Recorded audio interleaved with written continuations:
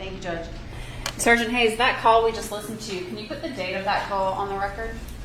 August 2nd, 2018. All right, and what is the date of call yo number 5?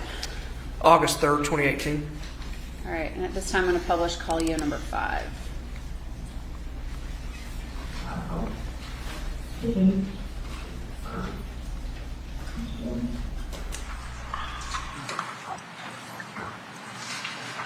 Is that? Oh, okay. We were back. Me and the puppies are in bed. He's gonna holler at you. Been in bed probably over an hour. Yeah, I think it's about 45 minutes ago you sent me that text that you were in bed.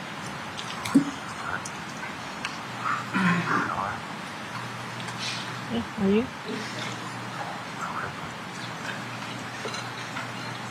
Take anything?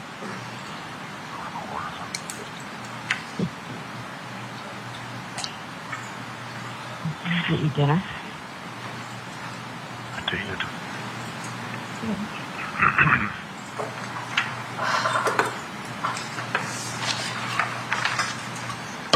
Mm-hmm.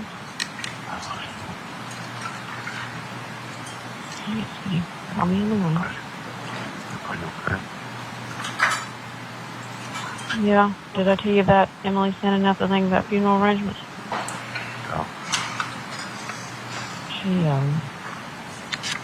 I'll just go back and read it.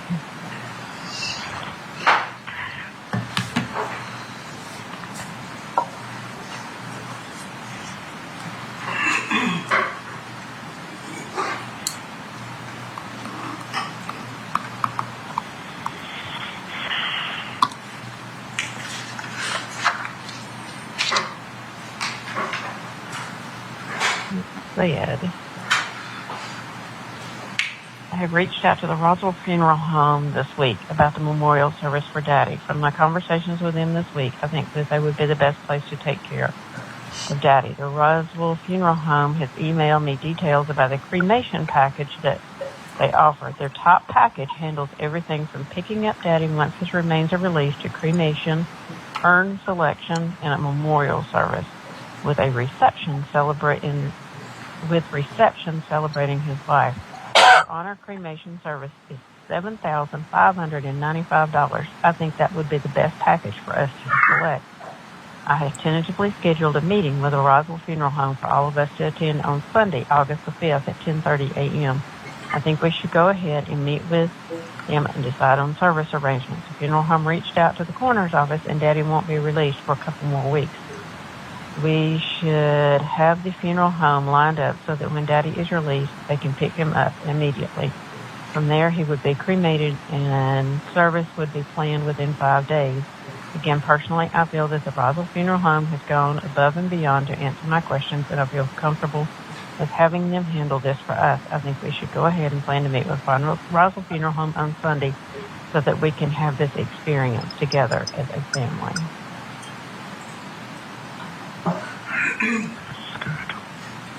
That's good. Is $8,000 not expensive? Too expensive for something that they're not going to be doing anything to a dead body? Except picking him up and bringing him over there? All you're doing is making your family happy, so. I know. Okay. Doesn't matter.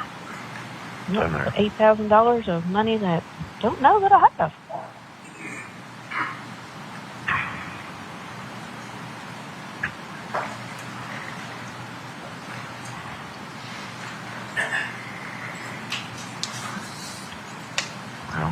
Should be very interesting.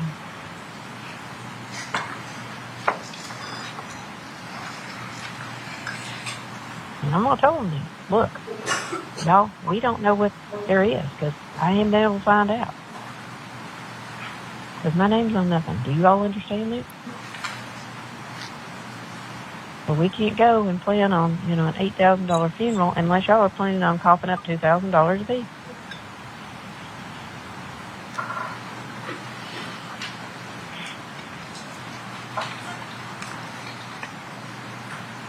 Am I not right? Emily's taking the bull by the horns. let her take the bull by the horns. Exactly. And just keep my mouth shut. That's right. But when it comes down to paying for it, then Don't just. She gets to sign for it. exactly.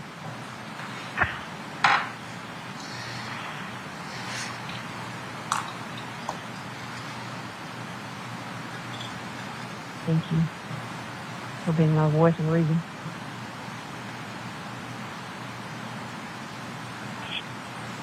Don't fret the small stuff. Do the right thing. Mm-hmm.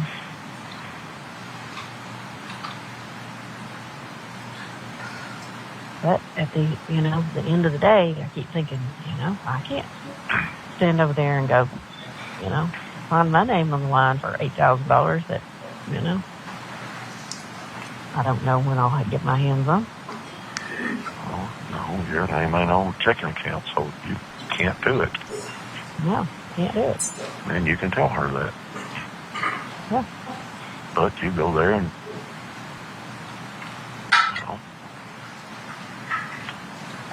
I don't care, but I can't pay for it. My name ain't on the checking account. Yeah.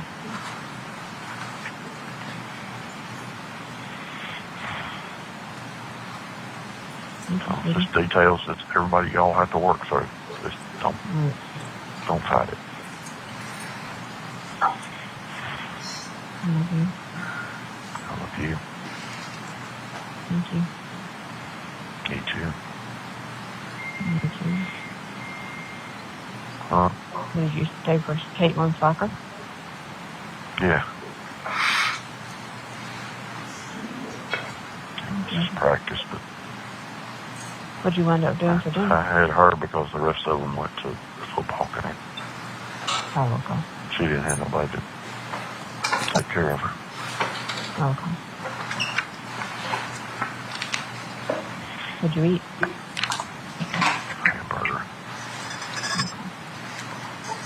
Just making sure you ate. What?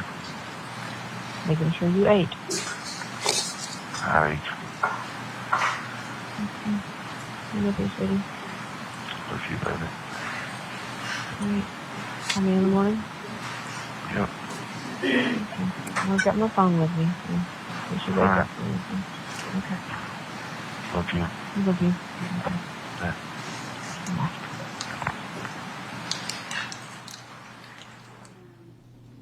What is the date of Collio 6, Sergeant? August 15th, 2018. Publishing Collio 6. Why didn't you call me like you said you would? Because I didn't.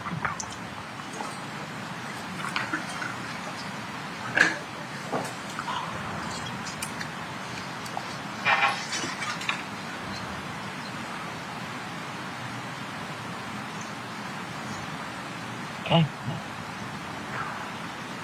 I talked to a customer on the way home. I talked to Jimmy. I FaceTimed Mason. I got ready for bed. And then I got you in could have bed, called me. and I didn't. And you've been drinking. Damn right. I drink every night. Well, that one's on you too, isn't it? That's a good way to face this, is to drink every night. I sit in my room and I drink, Well, and I take my okay. pills and I go to sleep. Just Well, so I can that's get no way to through it. handle this, is it? I ain't You know, handling it. I have asked to talk to you. I have begged you. I need to talk to you.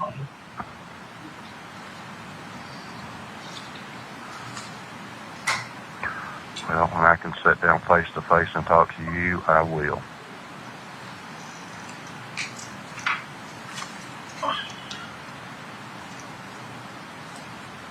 I love you. Good night. I love you too.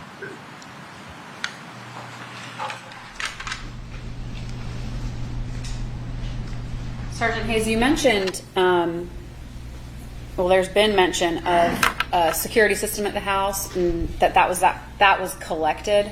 Yes. Was that ever extracted, the data within it extracted, It was. there was statements from family members that it was not functioning. Was that confirmed when the data was extracted? In 2018, it was not functioning. Yes. Okay, so was it recording anything in 2018? No.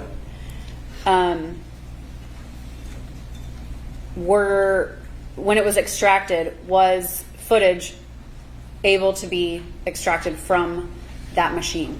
Yes. The DVR. That's correct. But nothing from 2018, right? Correct.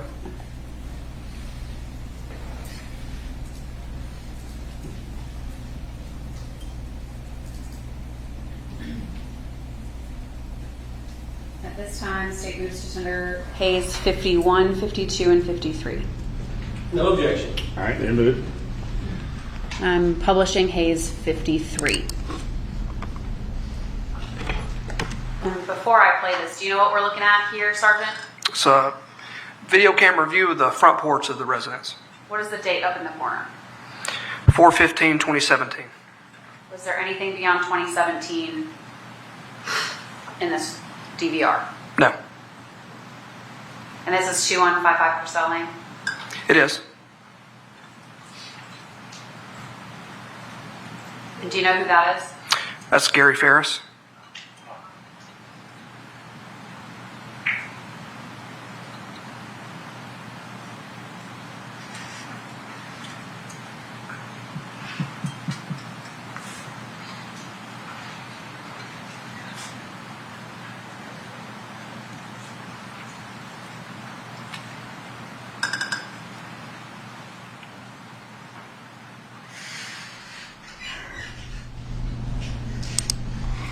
State's now publishing Hayes 51.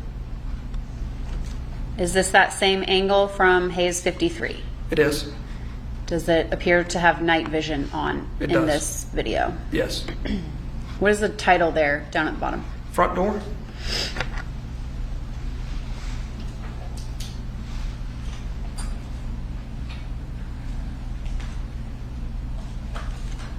Who is that?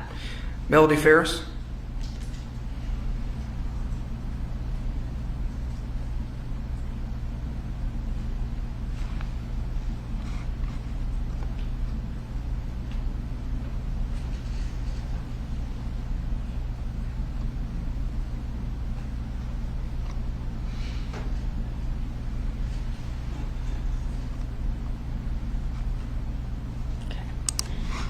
State's publishing Hayes 52. Does this appear to be the same angle that the two previous clips are from? Yes. And what's the date on the top left corner? April 30th, 2017. Thank you. Who's that just walked out the front door? That's Melody Farris. And who's approaching from the sidewalk? Scott Farris.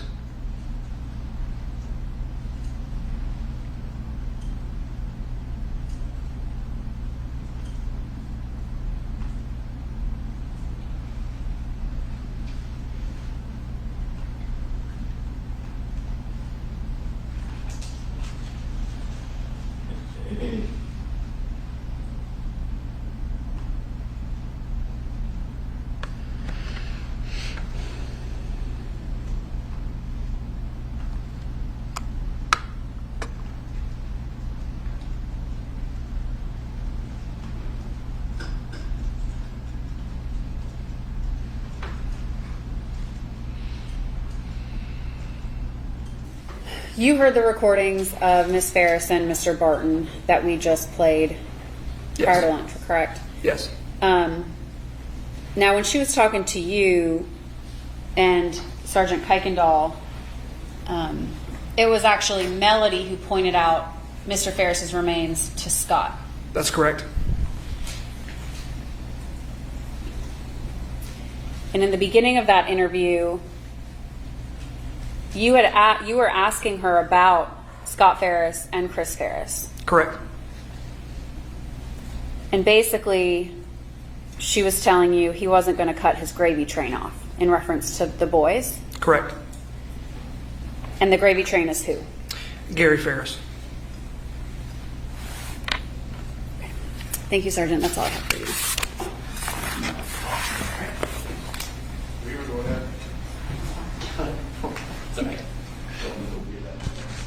What's that?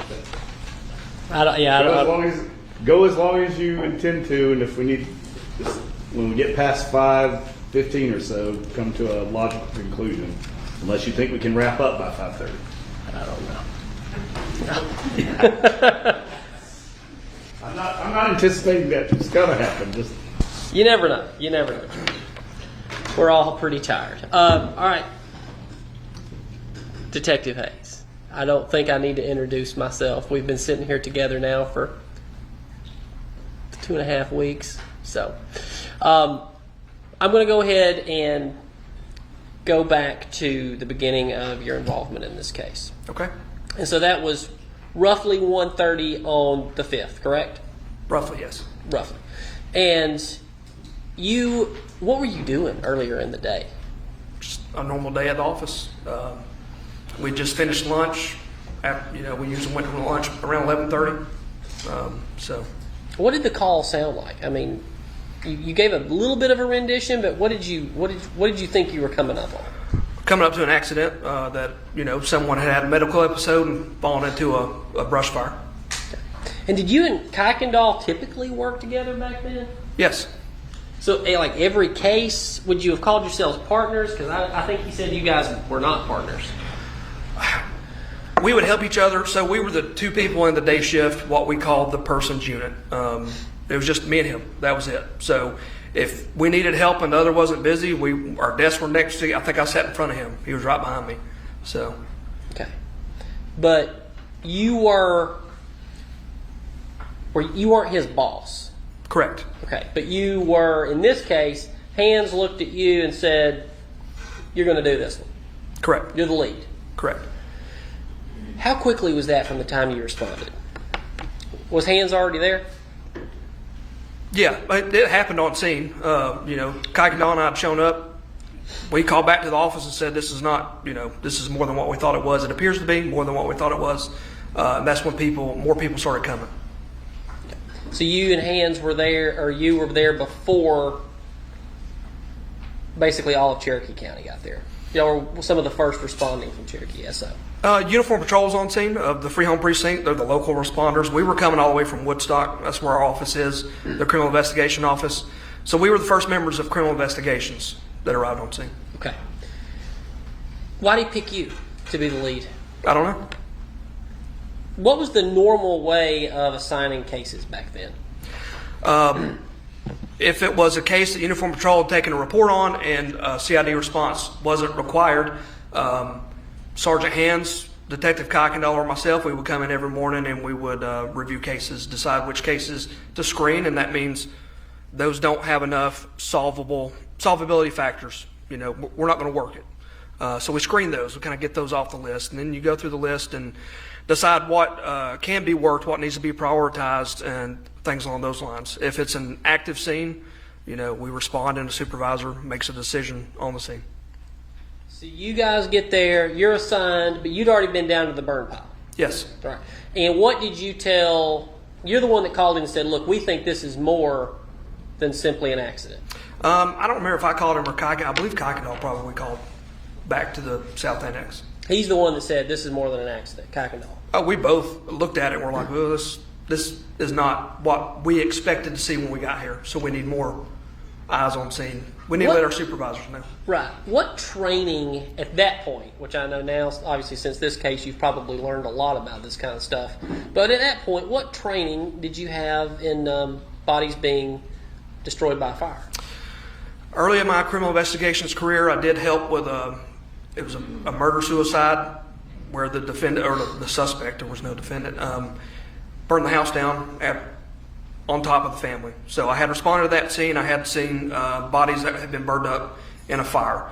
As far as formal training, actually being taught in a class, I don't think I had any at the time. Correct. Just in the field, you had that one case, and then this case came along. Correct. And now you have more formal training than probably you ever could have imagined. Correct. Okay. All right, so you then, tell me about you kind of parsing apart the people that you saw. Who did you see first? The first person that you spoke to that day in the family? I walked up, and most of the family that was there was hanging out in the driveway area. I saw them, didn't know who they were at first. Walked past them, to go talk to my law enforcement partners that were on the scene to figure out. Pinion was there. Kind of size. No, he wasn't there yet. Okay. So at the time, Pinion was my captain, so he was the highest ranking. He was a CID commander, so he would have been doing whatever he was doing. He may have been at the office. I don't recall. But you follow the chain of command. We would call back. Our direct supervisor was Sergeant Hands. We told him what we had. Then he would make his notifications above him. And above him was Pinion? Ultimately, above him was Pinion, but between him and Pinion would have been Lieutenant Clark. Lieutenant who? Clark, Daryl Clark. All right. Was he on scene? At some point, yes, he came out there. Okay. Now, did Pinion came? He did come out. He did. All right. And did Pinion talk to Scott before Kuykendall did? I don't know. From the reports, I mean, because you're the head guy on this case, right? Yeah. I mean, you've been sitting here for the whole time, and we're going to talk a lot about every aspect of this. And I'm going to do everything I can. I don't think I'm going to get this finished by 5:30 today, but I'm going to try. But you ultimately, the buck stops with you, correct? Not necessarily. I was named the lead detective, which in my eyes meant, when I hate to call it fun, but when the crime scene, when everything's over and all the work on the back end happens, the search warrants and all that, I'm the guy that gets to sit on the stand and talk about it all at the end, basically. So on the scene, there was multiple lieutenants, multiple sergeants, a captain, all them. They outrank me. So even though I'm lead detective, if I say I think we need to do this and they say otherwise, I have to do what they tell me. And that's kind of what's come across, I think, to the jury is really nobody can put their finger on who's really in charge of this investigation. Would you say that's fair? I can see how it would come across that way, yes. Okay. All right, so how did it get decided that you would go spend, which obviously you didn't know how long you were going to talk to Melody, because it was within 30 minutes of you arriving that you sat down on the porch and talked to her. Mm-hmm. How did you and Kuykendall say, well, I'll talk to Melody, you talk to Scott? I don't recall exactly how the decision was made. It would have been between Detective Kuykendall and I, or Sergeant Hands, of, you go talk to this person, you go talk to this person. Obviously Melody and Scott were the people that lived on the property, so I believe that's why they were chosen to speak with them first. Okay.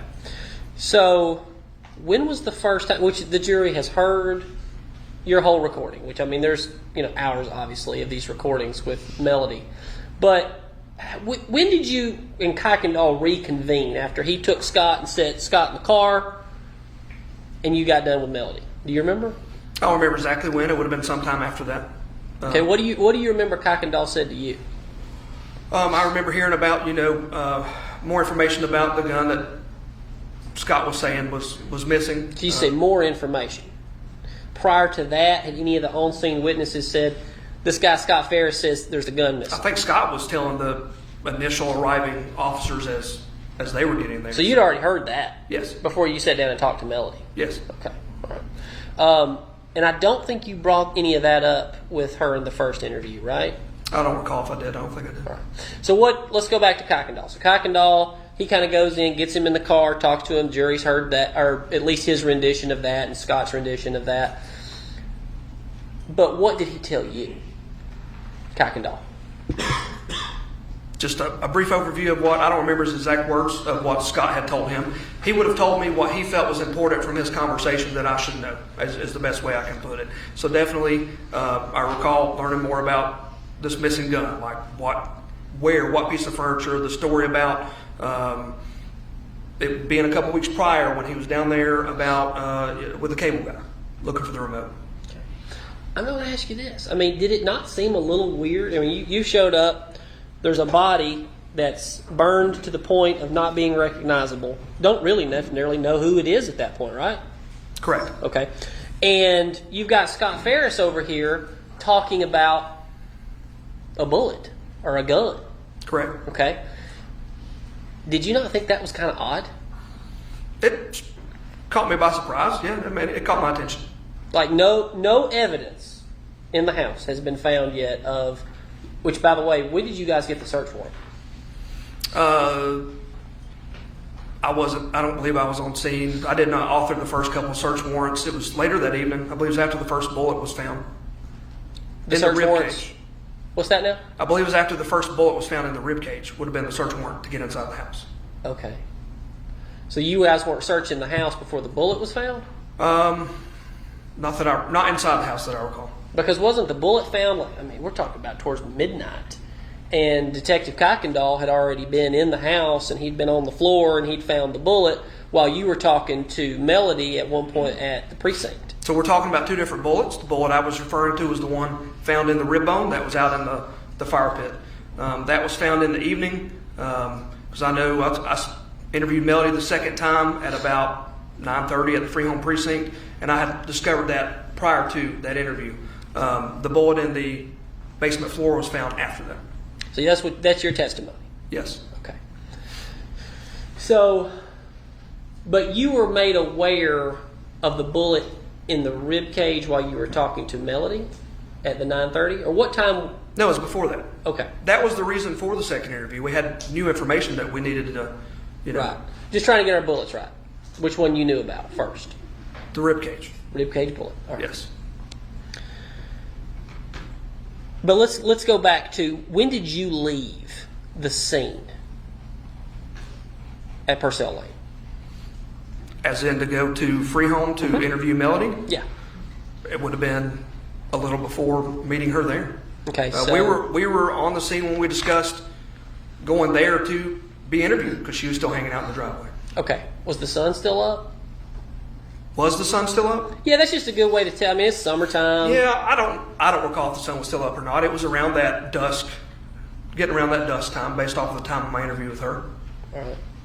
So y'all agreed to go over, and you've explained all that to the jury, but where was Kuykendall at that time? I don't know. He was on the scene somewhere doing whatever he had been assigned to do. All right. Going in the house. I'm assuming. That's when he found the bullet. At some point, yes. Okay.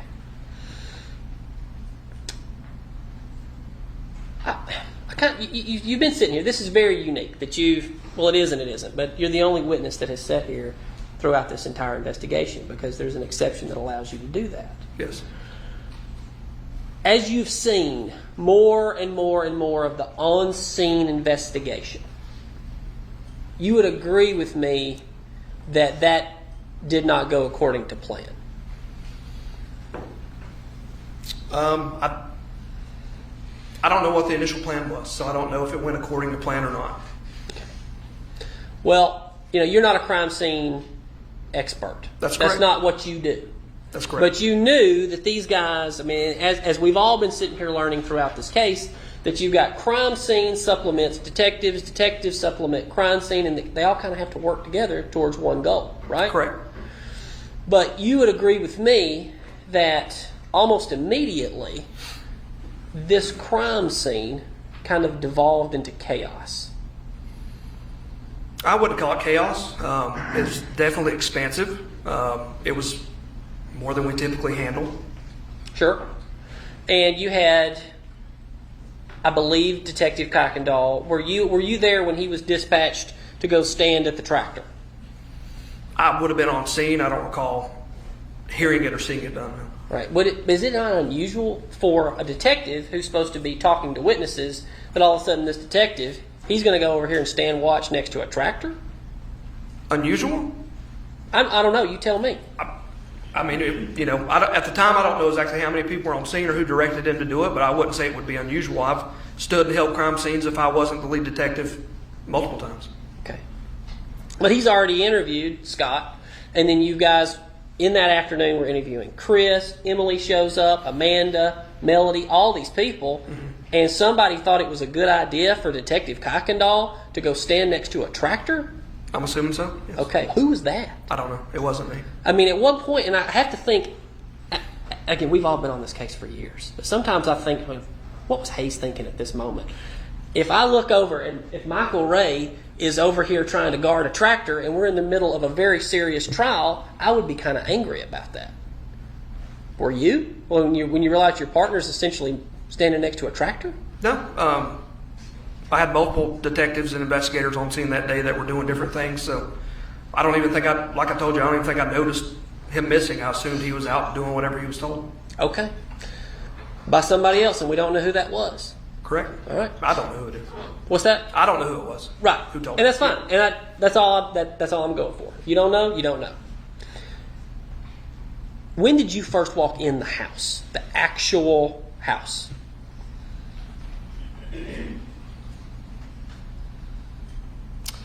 I don't recall. It may have been that next morning. Is that when you found the shirt? No, I found the shirt on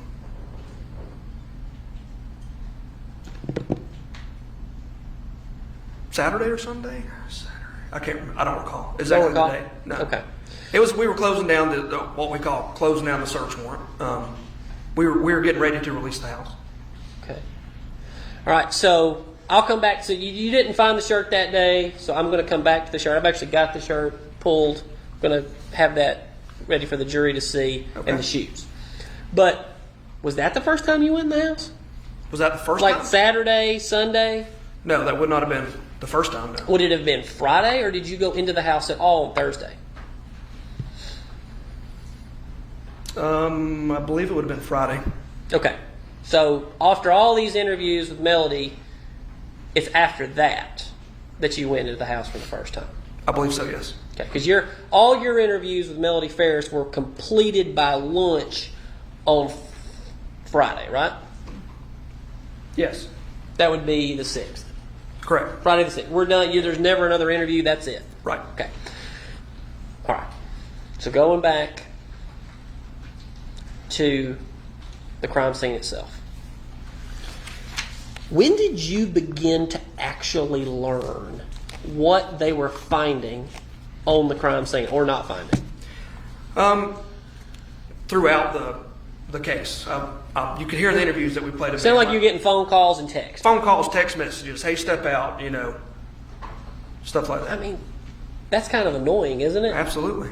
You're over here trying to do your job, and you're trying to interview a witness, and somebody's constantly distracting you. Yes. And it seemed like it was different people. At times. All right, what are you supposed to do in that situation, Hayes? What am I supposed to do? Right, what do you do when you're getting all this conflicting information? How do you parse through that? Deal with it as it comes the best I can. You heard my phone going off in the interview at times. I'd ignore stuff, and then the phone would keep ringing, and I'd step out and answer. And some of it was, hey, what is she saying? Is there anything else we need? Asking for information from me based off of what I'm doing. Other was passing information along to me. Okay. And that was information about what? What was the primary bit of information that was being passed along to you while you're interviewing Melody Farris? Which time? The first time. The first interview? The first interview. I don't recall being interrupted too many times the first interview. We were on scene. We had just initially gotten there. I think most of the text messages, I say at the end of the interview, my sergeant's asking me to come down there. It's likely crime scene was getting Which there. Which sergeant was that? It would have been Sergeant Hands. He was okay. my sergeant at the okay. time. Yeah. I forgot where I was. He likely, I said in my interview, there goes crime scene truck. They just arrived, stuff like that. So, by the way, where did that crime scene, did it just drive back there all the way down? Its initial response, I don't recall. At some point, it was back down in the backyard, I'd say halfway between the back of the house and the burn pile. So their equipment was close. Did it drive kind of through the grass there? Back on you guys are sitting, and let me pull this up instead of us sitting here and talking about where you may have been. Were y'all sitting on this porch? The bottom patio on the concrete? So below that? Below that porch, okay. Yes. Outside of, I believe it was Gary's office door. So down here? Correct. Okay. See if I can find a better photo of that.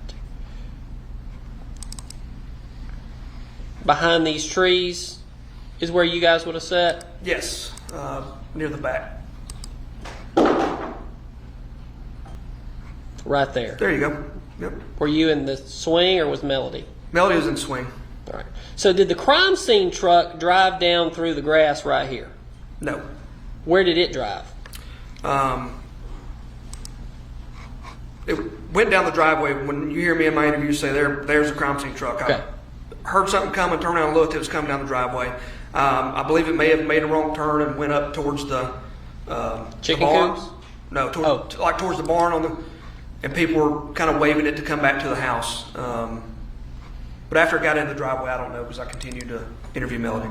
Okay. Did you ever see it drive down to the burn pile itself?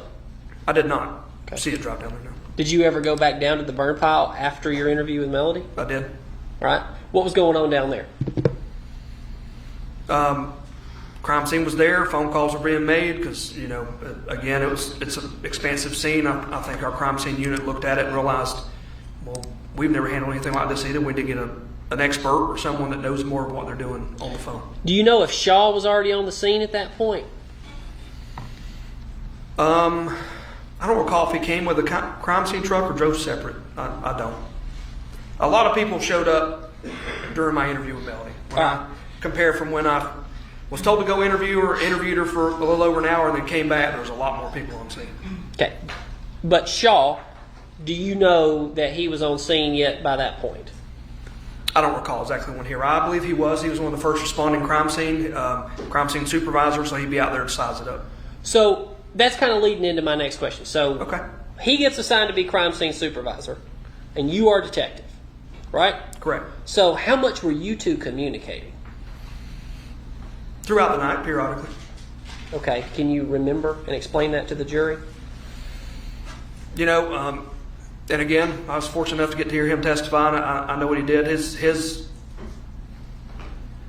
knowledge was around the burn pile. So he was the crime scene unit supervisor on a regular day. He's a sergeant, so everything kind of went through him. But on this day, he was over the burn pile area. So any information he would have relayed to me would have came from that burn pile area. How he assigned his unit, his people to different areas of the house, or who was supervising them, or who was in charge of what, I can't answer that. You don't know? I don't know. Did you ever, that afternoon, walk over to the barn? On the afternoon of the 5th. 5th. Thursday the 5th. I don't recall if it was on the 5th. I know I walked over there, and it was daytime. It was hot. The first day you guys arrived. Right. You don't remember if you walked over there or not? I don't. Okay. So the sum total of what you did on the scene on the 5th was talk to Melody. Did you talk to anybody else that you can remember? Yes. Who? Amanda Farris. Talk about that interview, if you don't mind. It was short. I spoke with her, started asking her questions. I didn't know she'd already been interviewed by somebody else, so it was very short. Okay. What have you ever gathered or learned from Amanda? I mean, that's one of the 4 Farris children, correct? Correct. All right. And she's not testified at this time, correct? Correct. All right. So what have you learned from Amanda? She was on scene, right? She was on scene. I didn't learn much because I spoke with her briefly. She basically said I was here to pick up my fiance's daughter, Cameron, which is Chad Bruce's daughter. And when she got there, she learned her dad was missing. They started looking for him, found what they found in the burn pile, and she basically made the comment, I already told, I think the sergeant hands this. And I said, I didn't know you'd already been interviewed. She was upset. I wasn't going to make her go back through, what she saw right then. So I ended the interview and moved on, and I never spoke to her again. I've been meaning to ask you this, because we have sat here and listened to these recordings forever, and that was before body cams really came into did detectives use body cams even now? Yes. Y'all put body cams on to interview people? It depends. So some people do. I believe what the policy states, if you're going to a pre-planned, like if you're going to go serve a search warrant, detectives are supposed to wear them. Sure. But natural deaths, things like that, you can record however you want. Okay. But to interview folks, you typically wouldn't want to put a camera on and just have it right in their face, right? Yeah, I mean, it would depend. Because in the interview room back at the sheriff's office, the cameras aren't out in the open; they're kind of concealed, right? That's correct. All right. So tell me how you put would you just walk up and have it already on and in your pocket, or how would you do that? I typically carried what do you call that, a portfolio type thing. I would open that so I could write and hold it in my hand under it. Sometimes I'd lay it on the pad, you know, just to depend on the circumstance. Sometimes I'd put it on the table. It just depends on the situation. Would your interviewee typically see the recorder or not? Not always. It would depend. Okay. So in this case, with Melody, for example, do you remember what you did with the recorder? I don't recall. I believe in the first interview with her on the back patio, I probably kept it in my portfolio or In the phone? Yeah, it was on me. I wasn't necessarily setting it on the table so she could see it. Right. And that's common practice, right? Yes. And the reason the jury's like, why are you asking this again, John Luke? I don't know that most people are aware that detectives don't get their recorder out and sit it on the table.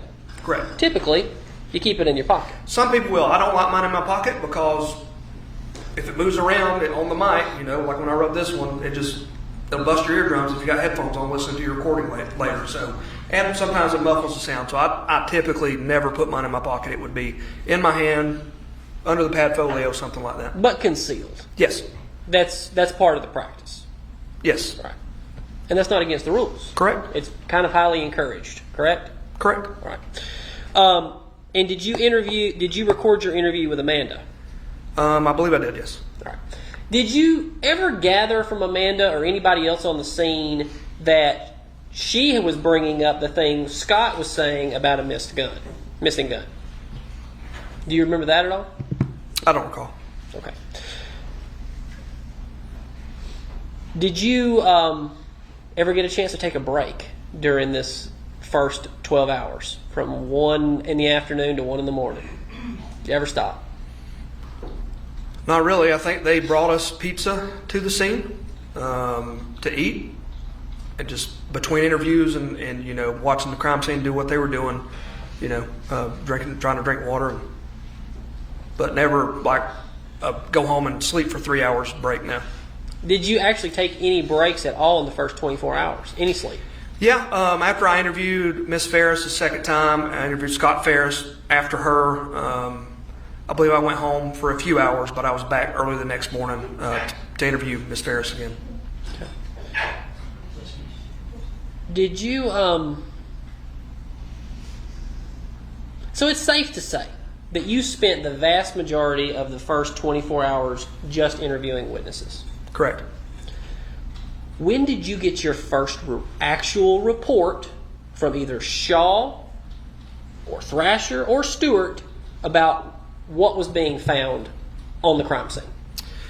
At some point, Kuykendall told me. Obviously, you know, I learned about the bullet that he had found in the basement, and I don't recall exactly. It wasn't long after he found it, you know, because of course that was a pretty big piece of evidence. I believe after I interviewed Melody on Saturday, the last time I interviewed, well, it's been a long time ago, on Friday. The 6th. The 6th, Right. Yes, which was my last interview with her that morning. Things started calming down a little bit, and I was able to spend some more time at the scene, finally getting to walk around and see what they were seeing. But what I'm asking is, did Shaw sit down with you and give you a report of what they were doing? When you say report, you like hand me a piece of paper or No, just it doesn't have to be verbal? a piece of paper. He call you up. Hey, this is what's going on over here. This is what we found. This is what Thrasher found. This is what Stewart found. Did that ever happen? That happened. I don't think it was on Friday. When I say that we were doing the walk around through the scene to release it, that was actually with Shaw and Ballard, Lieutenant Ballard. So that was probably Saturday. Yes. Okay. After you interviewed basically all the witnesses in the case. Correct. Don't you think it would have been helpful to you have had to have them been able to get you some of this information sooner than Saturday when y'all are kind of closing the scene down? Sure, hindsight's always 20/20. I mean, Well, I'd like to know everything as soon as it happened, but it just didn't work out that way. But you would have liked it to Sure. have happened. That would have been helpful for you to ask questions, right? Absolutely. It would have been helpful if I could have cloned myself 10 times over and, you know, everything was feeding one brain.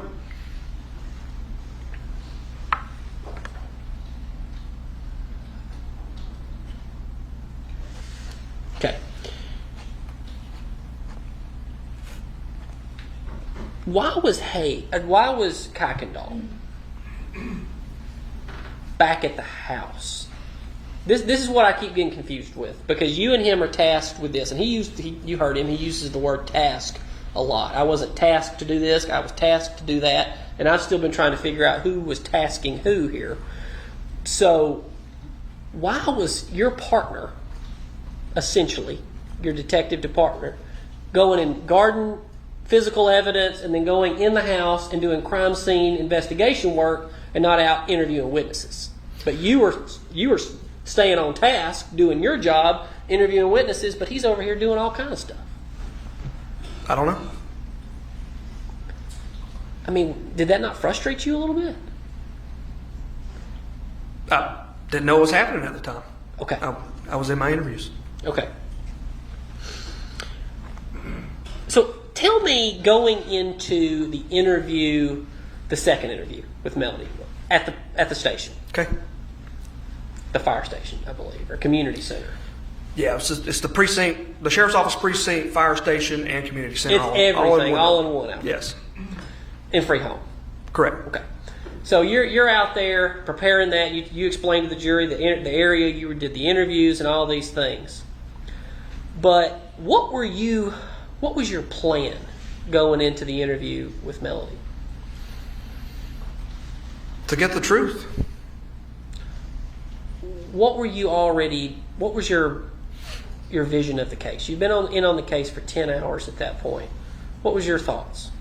At the time, everybody's pointing fingers at everybody, so I was going in knowing now that Gary had been shot, that we found a bullet. At this time, I didn't know about the bullet in the basement, but I knew that Gary had been shot, so that changed the outlook of the investigation. I'd already spoken with Melody once. Wanted to see what else she knew now that I could present her this new information. Okay. What is your tactic? What would you say your tactics are generally for an interview or an interrogation? My tactics? Yeah. It depends. I like to go in and try to read the people that I'm talking to. I feel like I can read people pretty well. Sometimes people need to be talked to a little more aggressively than others. Sometimes a simple conversation can accomplish the goal. So I'm pretty fluid in that. Okay. So you seem to be, tell me if I'm wrong, but typically yours is a more conversational style. Correct? Correct. And we've all sat here and listened to so many hours of your interviews. You don't seem to be very confrontational, correct? At this time, no. Okay. Never really in any of these interviews you seem to be the one that was like, Pope was brought in up in Tennessee to be confrontational, correct? Mm-hmm. Correct. And then in this one, as much as I guess he can be because he's always apologizing, Kuykendall was the confrontational one. Yeah, I've listened to the interview. I'd agree with that. Okay. So was that predetermined or just something that happened? No. With which one? Not with Pope. I think y'all determined in advance he was going to be the bad cop. With Kuykendall? With Kuykendall. It wasn't predetermined. That interview happened pretty quickly after the bullet in the rib bone was found, and he and I had done so many interviews together in the past because most of our criminal investigations career we've worked together in some form or fashion, and we read each other pretty good. I know when to shut up when he's talking. He knows when I butt in to listen and things like that. Well, it sounded like he did a lot of talking in that interview. He always does. Okay. Maybe sometimes when he's under cross-examination. He's probably going to be mad when he goes back and watches this. But I want to get to something. So, you guys already knew essentially about her having a relationship with Rusty Barton. When did you find out about it? Yep. Family members, I don't recall. Obviously, I think Scott had mentioned it, the name Rusty Barton. Then we eventually had found that credit card. Which Kuykendall found, I believe. I don't recall who. Okay. All right, so you had heard it from family members already. You knew that Scott had said there's a missing gun and there's a Rusty Barton, right? And the Ted Wiley, yes.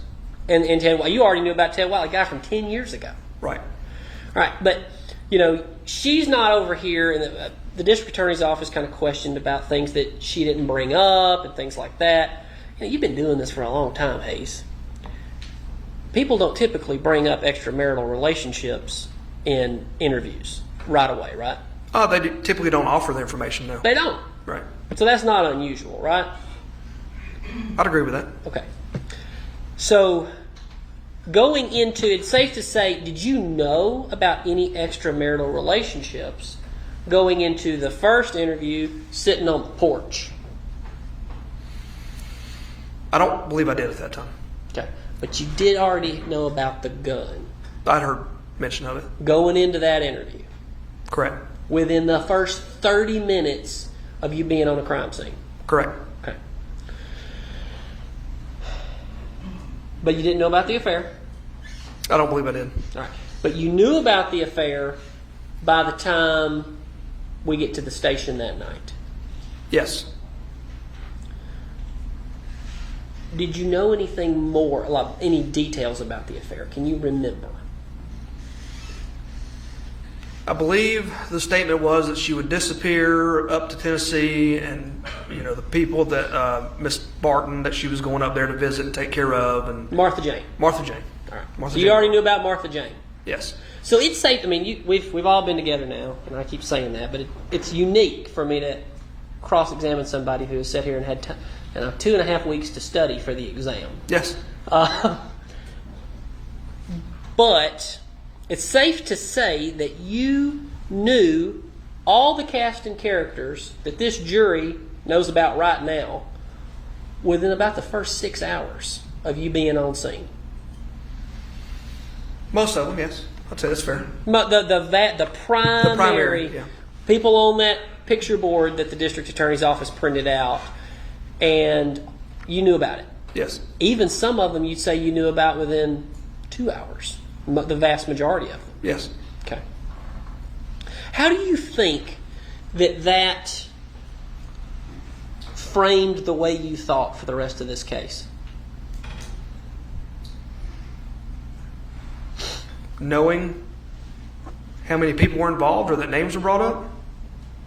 Kind of generally what you already knew. You knew that there was a spouse and she was having an affair, and you have a son that says a gun is missing. Mm-hmm. Have you noticed that has been the general theme of y'all's case since within the first hour of arriving on scene? We were told that pretty early arriving on scene, and as we continued to investigate it, the evidence continued to point that way. Okay. All right. So let's go back to the scene, because I want to kind of get to this point. You go back to the scene after her interviews, and Hegwood, you collected some evidence, did you not? Church. How do I get into this? Do I need gloves? And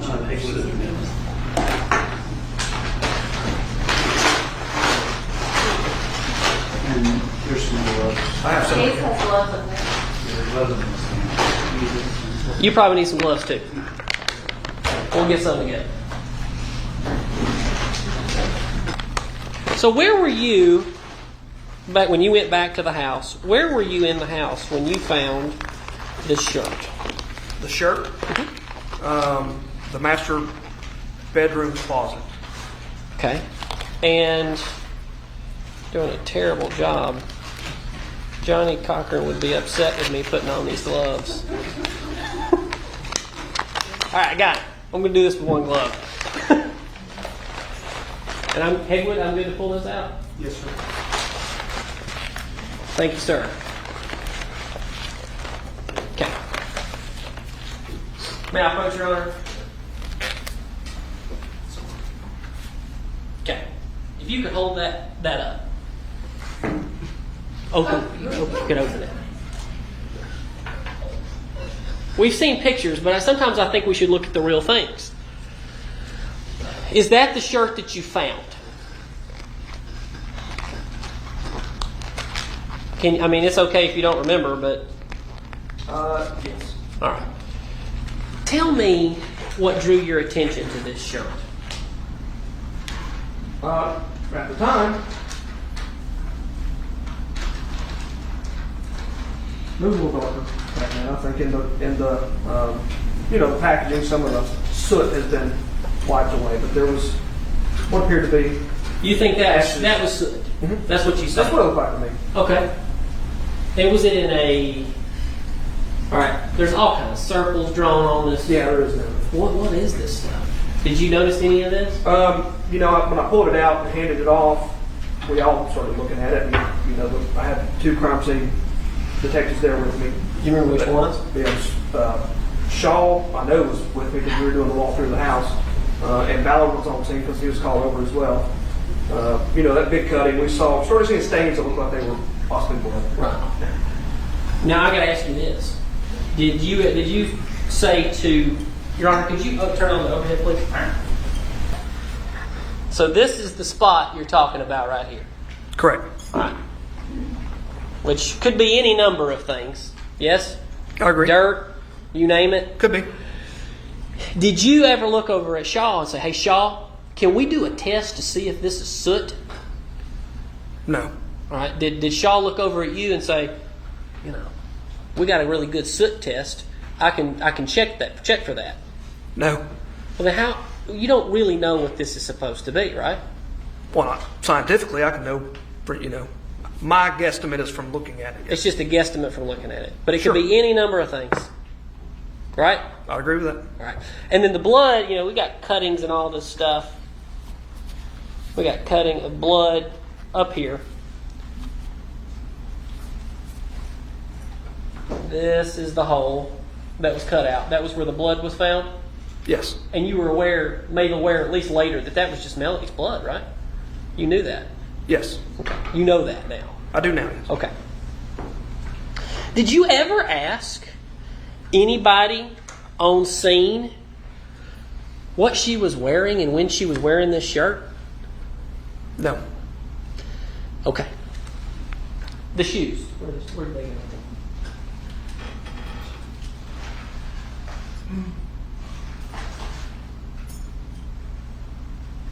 Is there another pair of shoes? There's 2 pairs. I need both. I'm sorry, Wood. I apologize. All right, these shoes right here. Did you find these? I think you found all the shoes, right? It is. All right. So, what did you notice about these shoes? When I looked at the bottom of them, you could see what appeared to be a blood stain on the bottom. All right. But they hadn't. There was 2 pairs of shoes, both roughly looking like Nikes. Correct. What's that? Small table in the back. The little foldable one? To put this stuff on? Yeah. Bring in the, let's Yeah, let's get it. Let's take a second.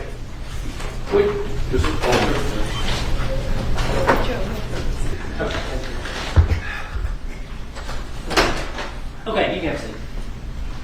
All right, so this is the one. Did you find these first? I don't recall which ones I found first. But these were not wet. Correct. This pair was not wet. Okay. But you did you find them in the closet or in the mud room? They're in the closet.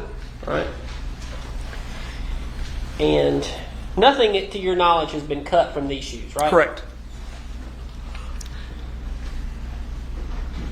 So this, I believe, is what you guys continue to be blood. And we know it's been 6 years since this, but this was the blood spot right up here? Yes, the dark spot under the red, under your thumb, yeah. Right here. Yes. Was there any other blood that you knew of on these shoes? Not that I knew of that I could see. Okay. There's some markings up here. I just didn't know if you made those markings or you had any clue what that... I did not make those markings. All right. And you knew these were ultimately tested, right? Yes. And none of these involved Gary's blood. This is Melody's blood. That's correct. All right. So what did you... you were the detective. What did you think was the cause of this blood on her shoes? I didn't know. I know, when we spoke with her, she had broken some plates around this time frame, and you can hear in one of the interviews she pricked her finger, and she's working out on the farm. I don't know. Did you ever go through any of the phone dumps in this case? They've been admitted through you, so did you go through them? Some of them, yes. Did you ever see the picture of Melody's bleeding finger? I did eventually, yes. I know what you're talking about. Okay, so would you think that would be maybe when she got the blood on the shoes? Could have. But you don't know? I don't know. All right. But it was her blood? Yes. Right. All right, now I'm going to approach with these shoes. So you found, where did you find these? They were all in the closet. I believe there's been photographs shown of them. She had like cubby. I don't know. That's the best way I can describe it. Like cubby holes from elementary school with shoes in them. And I just started grabbing stuff.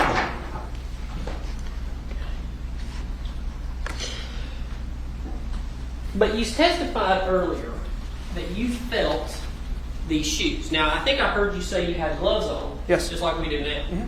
So, how could you tell they were wet? They were cold. Okay. Colder than the other pair. But did you see any water beating off, or did you like squeeze it and have any water drops come out? No. And these shoes, were they tested? Do you know? I believe a spot, Sergeant Shaw on the scene had swabbed a spot on one of them and did the presumptive test, and it was negative. Negative for blood. No, there was nothing on these shoes. Correct. Okay. So at this time, Your Honor, I would like to admit defense Hayes exhibits 1, which is the shirt, 2, which is the shoes with the blood, and 3, which is the just plain shoes. Any objections? All right, they're admitted. Okay, I think we can take the gloves off.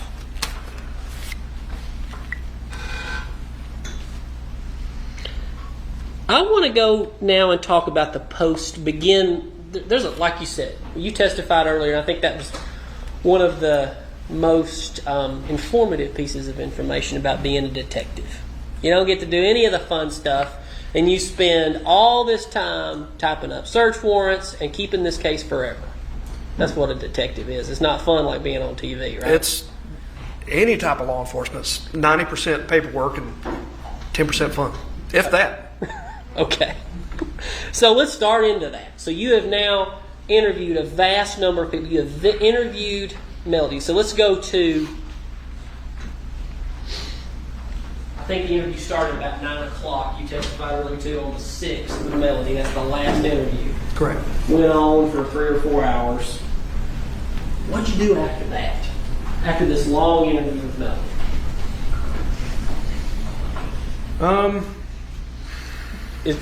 You're talking about specifically on Friday? Mm-hmm. Yes, sir. They were still searching. I'd gone to the scene at some point. They were still out there searching. Probably gone home and got some more rest as well. Okay, so you went home and got a little rest.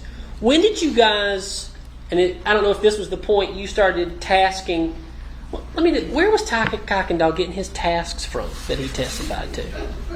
I don't know. Not from you.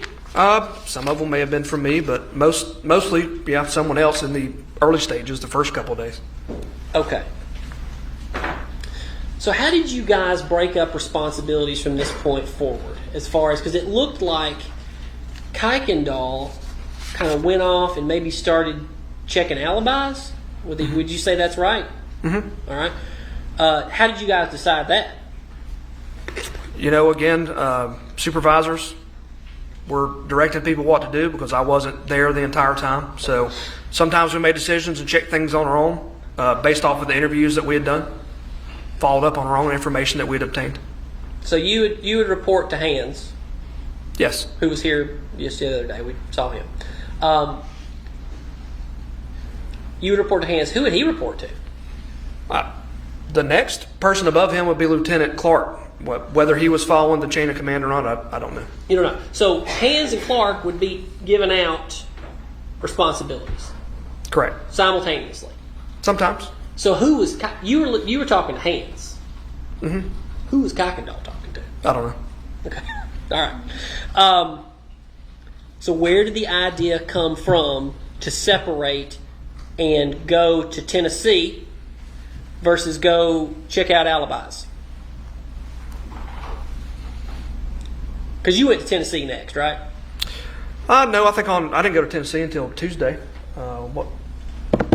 You went on the 10th, I believe. Of the next week, on the 10th. That Monday, I called, started checking alibis. I called Ted and Philip, checking on Scott's alibi. Okay. Why did you not take Kuykendall with you to Tennessee? At some point in the early stages of this, Kuykendall started working another homicide investigation that had come in. So Kuykendall at some point became not available to me. I don't recall if that was this instance or not, but in the early stages of it, because I remember Kuykendall wasn't very happy that he had to go do something else. He wanted to stay on this case with me. Pope was available. I know Pope. I know his style. I know he's good at what he does. I think I asked him if he wanted to ride up with me, because when I was told I was going, and when the decision made I was going, they're like, pick somebody, make the arrangements, get up there. So Pope was your pick, and Yes. that's why he went with you. Yes. Y'all make that decision on Monday the 9th? Yes, I believe so. Do you know when that other case was that started to take Kuykendall's attention? I don't remember exactly. I just remember it's in the early stages of this. All right. So you've sat here, again, very unique. You've sat here and you've watched this day after day after day after day after day. And you're the lead. You're the guy that's had to come in here and answer to all this. But at what point do you think that it would have been appropriate to do the next level of checking, i.e., looking into Chris's alibis? More than just talking to Jenna, which, did you ever listen to that phone call, by the way? Which phone call? The phone call that Kuykendall had with Jenna. At some point, not in the early stages of this. Did that not come off as weird to you? Yeah. I mean, yes and no. Okay. Well, so why yes and why no? I mean, I'm assuming you're talking about the way it ended abruptly. Not everybody likes to talk to the police. Some people are busy. They got things to do. Okay. Some people are told by other people not to talk to the police. So, just... Okay. But what was weird about it? Her cutting off the interview? All right. You got to answer. Yes, I'm sorry. Yes. But also that somewhere in there, and you've heard this now too, and I don't know if you were aware of this at the time or if Kuykendall reported it back, that Chris slept alone that night. Mm-hmm. Yes. You knew that. When did you know that? I don't That's recall. what I'm trying to get at. I don't recall exactly when I found that out. All right. So Kuykendall didn't call you, and then you didn't then say, okay, I think it would be appropriate now for you to get a phone dump on Chris so we know where he was at. Did he ever even call you and tell you this stuff? We spoke daily. I don't recall the content of the conversations. Okay. And did you guys ever do any kind of geofence to track where Chris was? The only geofence we did was of the property. Just of the property. Yeah, Priscilla. Right. But not of Chris's phone specifically. We did his cell phone records.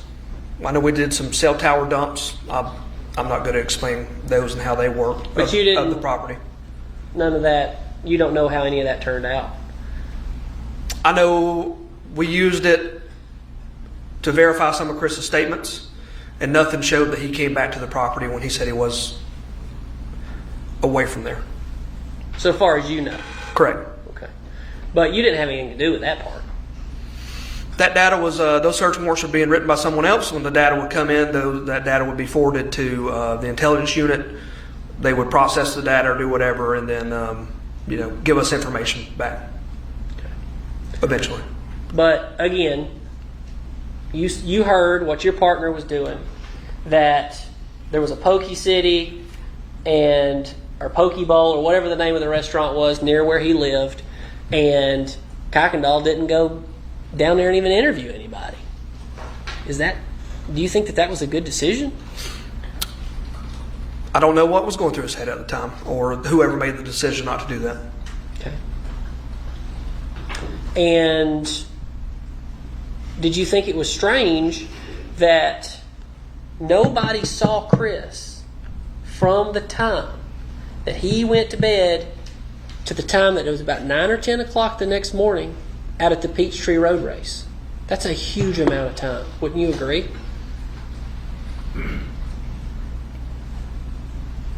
I wouldn't say it's a long amount of time, or an unusual amount of time. I don't know when everyone else woke up or... But it's the night that you guys are contending that Gary Farris was murdered. Okay. The night of the 3rd into the 4th. I still think they have the Peachtree Road Race on the 4th of July. Mm-hmm. I've never made it to the end of the race, so I couldn't tell you for sure. But that was when. That's when you guys are contending, I believe, that this murder happened. Is that right? Correct. And Chris Farris was at the property that day. Correct. And he was the last adult other than her to see his father alive. Correct. And you just took him at his word on that? No. And Jenna says, well, I know he didn't leave. But she was asleep. And she didn't know he'd left and went out to the race. Right? That's right. I remember hearing that. Okay. So you're hearing all these things. And, you know, hey, you're up in Tennessee and you're doing everything you can to get information. But your partner that you've left back down here, it just looks to me, and I'm the defense attorney and I've got you guys on cross-examination, it looks like you guys began to totally shift and laser focus and just rush through these other things. But you were focusing in on Melanie by that point and just trying to just quickly check these boxes, and we're not going to move any further down this road. Would you say that's right? I wouldn't say we're just trying to check boxes. I'd say that we were following the evidence. Right. But you didn't close the boxes is what I'm saying. That's where I'm at. You've got a wide open... You thought you had an alibi. There is no alibi for the hours of bedtime, which we don't really know when that was, for Chris, and when his wife and Addison went out and saw him at the race. There's like 11 or 12 hours right there that you guys have got nothing on. Phone records. We have his phone records. You've not brought in these phone records. Any of this, you're just saying that. Okay? Okay. All right. Judge, is there a question? That was a little argumentative. It was a little argumentative. It's not you.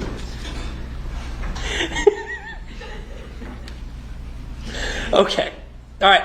So when did Kuykendall actually leave the case? Do you know? I don't recall. So at that point, who was your partner? Who was helping you? I had the ability, if I needed help, to ask, to direct it. You know, we went over the rank structure. I was a detective at the time, so I was technically a corporal rank, which outranks a deputy. We had a little bit of authority to, direct people to do things. Even as a lead detective, if you're a investigator deputy rank, they afford you a little bit of, this is more important, I need this. So if I needed someone to do something, I could ask. Let me ask you this. Before I get, I'm getting close to being finished with Kuykendall because he was no longer involved in the case. But what did you do when you found out about Joanne Ward? Did he tell you about that? I don't recall. You don't recall? No. That Gary was having his own extramarital relationships? When you were finding this information out, what were you thinking? It didn't seem important to me at the time that Gary had affairs many, many years ago. At the time it didn't seem like it would help me solve how he got shot. Did you ever see any of the emails between Joanne Ward and Gary Farris, which were within the week, right there, all the way to the time of his death? So that wasn't years ago. You can see that Gary was at least attempting to have a relationship with another woman. Did I ever see those? Yes. Did you see that? Yes or no? No. Okay. So Kuykendall, I don't think he necessarily got those, but he asked these questions. You just don't remember if he told you about that, do you? Correct. Okay. And Angela Phillips, when did you learn about her statements? Her initial statements or both? The follow-up? Right. I interviewed her when she called back the second time I wanted to. I can find the date in my report. I don't recall the date. But it was later and it was you, right? Yes. And you're the one she disclosed this full relationship to, all the Yes. way back in the 90s. That Yes. she alleges that she can't remember if she had sex with him or not. That's correct. All right. So by that point in the interview, or in this investigation, you had essentially taken over all interviews because Kuykendall was not in the case anymore. To a point, except for, when Sergeant Pope was helping or anyone else. But you would agree with me that this case is probably the most complex murder case in the history of Cherokee County at this point. During my career, since, from, we'll say 2009, when I went to Uniform Patrol until this point, yes, it's the only one I know of. Okay. And it appears that by mid-July and tell me if I'm wrong, that by mid-July of 2018, that you have basically been left holding the bag by yourself. I wouldn't say that's true. People were still authoring search warrants. They were getting sent off. Things were happening in the background. As technology evolved and, we switched from old-fashioned police work to now we got all this technology and stuff. There's a lot of people involved in intelligence. You heard Bot Zone come, Kevin at the time, processing, trying to extract information, and that took some time. But they can only do that off of the information that you gather, right? Yes. And so, again, for the year, if I had to say from July the 15th of 2018 to July of 2019, which is right about the time that you issued the warrant, which you're the one who signed the affidavit for the arrest warrant, correct? That's correct. All right. So in all that time, though, you were the guy. You didn't have a partner on the case, yes? Yes. Okay. Yes. Well, let me ask that question better. You didn't have a partner, correct? Correct. All right. Okay. So that was a lot for you to undertake on your own. Again, if I needed help, I asked for it. There were still multiple people in the background working on the investigation. Tell me about, as we began to transition into the interviews that you had with Chris and Scott. What led to that? For you to sit down and have an interview with both of them at the same time? We heard it said, I think it was in the interviews, at one point the entire family stopped talking to us. After several weeks, Chris and Scott decided that wasn't what they wanted to do, so they reached out to us, and I set up a time for them to come in. Okay. And tell me about that interview. It was basically just them reestablishing contact. They wanted to come in and see if they could gain any information from where we were in the investigation. They decided that they weren't going to follow the orders, the request, I should say, of the attorney and the rest of the family. That they wanted to stay in touch with us and help any way they could. So, and that you used the right word, Detective. That they did say they wanted to gain information from you. Mm-hmm. Did you not find that to be a little bit suspicious? No. Okay. But in cases when, would you have considered them suspects at that time? At that time? Yes. When this thing first started, the whole world was a suspect, and then, as Mr. Fogus put it, we started shrinking the world down. So I don't recall at this time if I would have considered them suspects. Okay. I don't recall at which points I considered them suspects and ruled them out and ruled them back in, or right, because you later ruled one of them back in, correct? I wouldn't say that's correct. Okay. Well, we'll talk about that, but let's go back to the center. They were asking you for information about the case, yes? They were asking if I could provide any, yes. And you did, yes? I don't recall. It's likely. Would have given them an update. Well, let's do this, because I don't want to sit here and start replaying interviews for you. What do you remember right now about that interview with Chris and Scott, other than they were asking you information about the case? Did you gather anything from them? I don't recall. Do you recall anything about that interview? other than what I've already stated, not the specifics now. Okay, all right. But do you think it's bad practice to take two witnesses and put them in the room at the same time so they can hear each other talk? Are you guys not trained to not do that kind of thing? I mean, not specifically. We sometimes we use it as a tactic to put them together and see what they'll say together, and then separate them and talk to them again later and see what they say separate. And Okay. So at that point, you say that Chris and Scott were not suspects in your mind, and that would have been by late July. I believe it was around the 24th, somewhere in there. You interviewed them. You'd already determined they're not suspects. like I said, I don't recall labeling them a suspect or not. I don't. Do you ever remember in your mind? But you've used the word "shrink the world down." Mm-hmm. So I want to know when you shrank the world down. When did you do that? Pretty early in the investigation. How early? Within the first couple of weeks. Okay, so I'm out here now talking a couple of weeks out. So somewhere in there, would you said the first day? Or Would after? it have begun shrinking the first day? Sure. Okay. Yeah. When I'm talking about shrinking it down to melody. It was after that second interview, wasn't it? You completely shrunk it down. It was. I mean, she was the only one that we had provable lies. Early on in the investigation, she was being deceptive. And So let's talk about that. okay. So when you have a witness that you believe to be deceptive, which people do that in cases, right? Do people do that? Yeah. Sure. All right. So we've got her lying about an affair, which you charged her with that. Yes. She admitted to the affair. Eventually. Essentially within the same conversation, right? Yes. Yeah. But you still charged her with it. Correct. Okay. So you did that, and so because of that, that's her being deceptive in your mind, right? About an affair. Yes. Okay.